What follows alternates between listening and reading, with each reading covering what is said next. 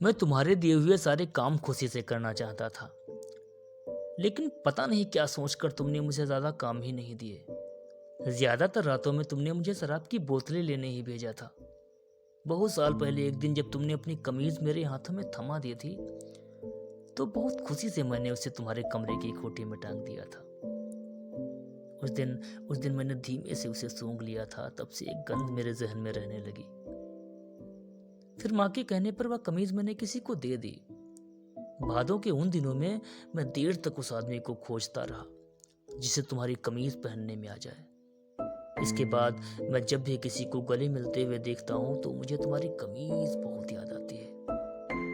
फिर जब मैं इस तरह अकेला रह गया, तब मैं सोचता था कि मुझे तुम्हारे लिए एक कविता लिखनी चाहिए, लेकिन इस नंगी भावुकता के प्रदर्शन से मैं डर गया। मेरे पास कोई विकल्प नहीं था तुम्हें गले लगाने का, तो मैं सिगरेट को उंगलियों से छूकर सूंघ लिया करता था। फिर एक दिन मैंने बोतल से थोड़ी सी शराब अपने कॉलर के पास उड़ेल ली। माँ जब मुझे चिट्ठियां लिखती थी तो मैं उन्हें पढ़ने से पहले उसे सूंघता था। मुझे पता था उन चिट्ठियों को तुम ही मेरे हॉस्टल के पते पर पोस्ट किया करते थे। तुम्हारे जाने के बाद जब मैं थोड़ा और बड़ा हो गया तो मैं तुम्हारी तरह जीने के सारे तरीके सीख चुका था। अपनी मूंछों पर हाथ फेरने के तरीकों और पैर हिलाने की बेचैनियों में तुम थोड़ा सा रह गए।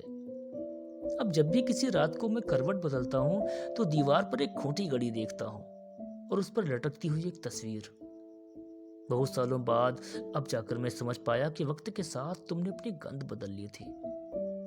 अब तो मेरे पसीने में नहीं, गुड़ और घी से लिपटी हुई गंध के साथ महकते हो।